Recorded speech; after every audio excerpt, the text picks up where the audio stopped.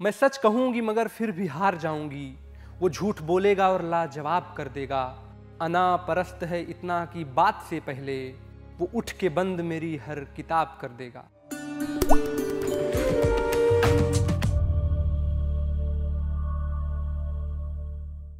जब लड़कियों को घरों के मसलों में बोलने की इजाज़त नहीं थी, उस दौर में एक नई सोच, बेबाक लहजा और खूबसूरत आवाज़ अदबी महफिलों में गूंजा करती थी। वो आवाज़ थी खुशबू की शायरा कही जाने वाली उर्दू कलमकार परवीन शाकिर की। उनके जज्बातों की गहराई और शायरी की नज़ाकत को देखते हुए उर्दू शायर बशीर बद्र ने परवीन शाकिर को गालिब की बेटी कह दिया। परवीन शाकिर की पैदाइश 24 नवंबर 1952 को पाकिस्तान में हुई थी। शायरी का शौक़ उन्हें अपने वालिद शाकिर हुसैन से विरासत में मिला था, जो बिहार के जिला दरभंगा के रहने वाले थे और पाकिस्तान की स्थापना के बाद कराची चले गए।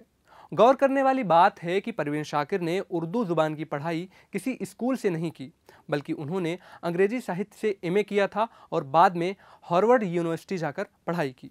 साल 1982 में परवीन शाकिर ने पाकिस्तान का central civil services exam pass किया। वो अपने एक इंटरव्यू में कहती हैं कि उन्होंने पहली प्रेफरेंस पर फॉरेन सर्विसेज और दूसरी पर डिस्ट्रिक्ट मैनेजमेंट रखा था, लेकिन तत्कालीन हुकूमत ने सिर्फ औरत होने के नाते दोनों ही पद देने से उन्हें इनकार कर दिया और परवीन शाकिर को second secretary central board of revenue नियुक्त कर दिया गया। वो बाद में बतौर डिप्टी कलेक्टर पाकिस्तानी प्रशासन का हिस्सा बनी। वो बताती हैं कि उस ज़माने में एक औरत का आदेश सुनना लोगों को मंजूर नहीं था। बतौर ऑफिसर काम करना हमारे लिए आसान नहीं था, लेकिन उन्होंने कभी हार नहीं मानी और आने वाले दिनों में औरतों के लिए नए रास्ते खोले। परवीन शाकिर की पहली किताब खुशबू के लिए उन्हें आदमजी लिटरेरी अवार्ड से नवाजा गया। इसके अलावा सदबर्ग, खुद कलामी, इंकार, कफ़े आईना और माहे जैसी उनकी तमाम रचनाएं काफ़ी मशहूर हुईं। एक बार परवीन शाकिर के पास एक ऐसे शख्स का खत आया जिसको फांसी की सज़ा हो चुकी थी और उसकी आखिरी ख्वाहिश परवीन शाकिर की किताब पढ़ने की थी। उस खत को पढ़ने के बाद उन्होंने उस शख्स को जवाब में अपनी किताब भेजी। परवीन शाकिर ने प्रोफेशनल लाइफ के अलावा निजी ज़िंदगी में भी काफ़ी मुश्किलों का सामना किया। उनकी शादी सफल नहीं रही और तलाक हुआ, जिसका असर उनकी गज़लों में देखने को मिलता है। जिस तरह ख्वाब मेरे हो गए रेजा रेजा, उस तरह से न कभी टूट के बिखरे कोई। मैं तो उस दिन से हिरासा हूँ कि जब हुक्म मिले, खुश्क फूलों को किताबों में न रखे कोई आहट, कोई आवाज़, कोई चाप नहीं, दिल की गलियाँ बड़ी सुनसान हैं, आए कोई। परवीन शाकिर ने तन्हाई में भी ज़िंदगी गुजारी। उनकी नज़मों में इस अकेलेपन का असर साफ तौर पर देखा जा सकता है। वो तो खुशबू है हवाओं में बिखर जाएगा, मसला फूल का है फूल किधर जाएगा।